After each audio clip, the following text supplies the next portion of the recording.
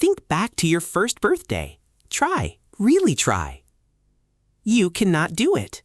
Not because it wasn't important. Your parents sang to you, someone held you close, maybe you smiled, maybe you cried, maybe you reached for the cake with both hands. It happened. It mattered to the people around you. And yet, for you, it might as well have never happened at all. You have lost it completely. Most people assume this is just a small memory glitch, the same kind of thing that makes you forget where you left your keys. But the real answer is much stranger than that. Your brain didn't misplace those memories. It never built them in the first place. There was a version of you walking around, feeling things, learning things, and that version of you was running on hardware that could not yet save what was happening to it. This gap has a name. Researchers call it infantile amnesia, and it covers almost everything before the age of 3 or 4. Some people claim early flashes, a birthday candle, a dog's bark, a hospital room. But when scientists check the dates against those memories, most of them turn out to be reconstructions, stitched together later from photographs and family stories. Your brain filled in a blank and handed you a movie that feels real. Why would evolution do this to you? To understand it, you have to go back to what a brain actually is when you are born. It is not a smaller version of your adult brain, it is a construction site. Neurons are still migrating to their positions, connections are still being wired. And one structure in particular, the hippocampus, is still under heavy construction for years after birth. The hippocampus is the part of your brain that takes a moment and stitches it into a story you can recall later. A smell, a face, the order that things happened in. Without a working hippocampus, moments still register, but they don't get filed away as retrievable episodes. They pass through you like water through open hands. Psychologist Carolyn Rovi Collier spent decades studying this exact problem using something surprisingly simple, a mobile hanging over a crib. She tied a ribbon from the mobile to a baby's ankle, and the baby quickly learned that kicking made the mobile move. Weeks later, without the ribbon, she brought the baby back and hung the same mobile. The baby kicked immediately, as if it remembered. Her research showed something important. Infants can learn. Infants can retain information, sometimes for weeks.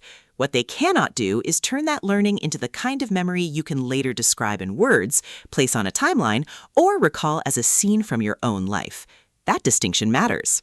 There is a difference between your body knowing something and your mind being able to tell the story of it. Psychologist Patricia Bauer pushed this further by studying children as they moved past infancy. Her research tracked how the ability to recall specific dated events developed gradually, not all at once, closely tracking the slow maturation of the hippocampus and the surrounding memory circuits. Before that system comes fully online, a child can recognize their mother's voice, feel safe in her arms, and cry when she leaves the room. All of that is memory, in a sense, but it is not the kind of memory that survives into your adult mind as a scene you can walk through again. There is also the matter of language. A baby without words has no way to encode an experience into the kind of narrative structure your adult brain uses to store and retrieve memories. Cognitive scientist Nora Newcomb has argued that language acquisition plays a real role here, giving a child the scaffolding needed to organize experience into something nameable, something that can later be searched for and found.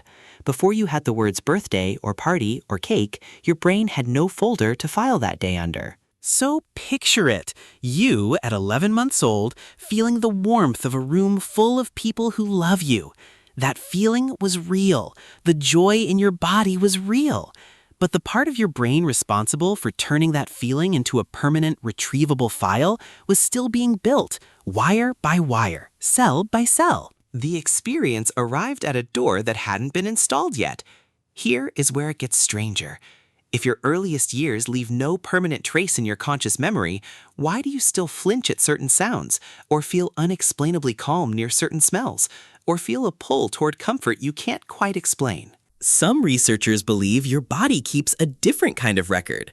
Not an episodic one, not a movie you can replay, but something more like a groove worn into a path.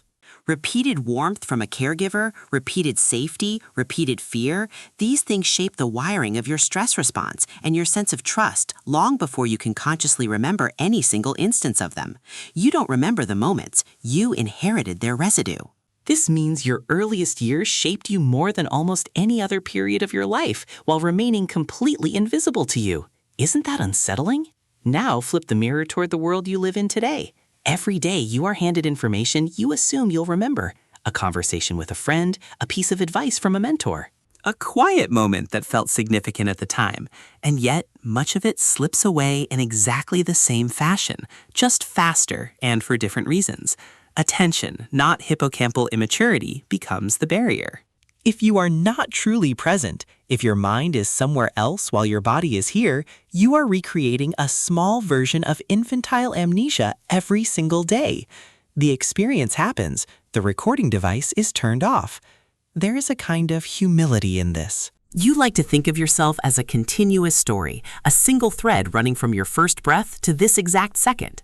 But the truth is that the story only starts a few years in. Everything before that is a prequel you'll never get to read, one that was still shaping the character who eventually shows up on page 1. Think about what that means for the people around you who are living through their own unrecorded years right now.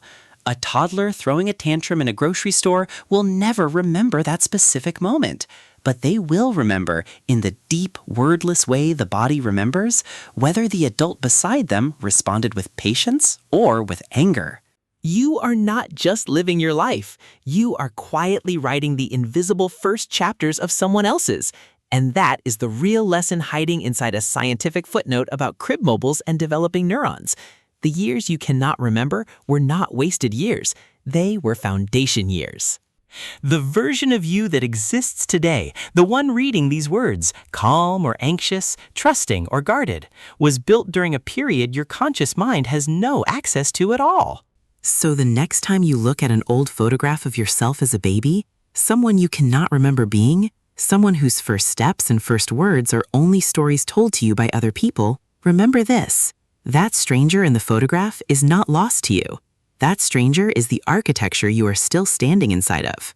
Try to think back to your first birthday one more time. You still can't do it, but now you know why. And now you know that not remembering something is not the same as it never having shaped you at all.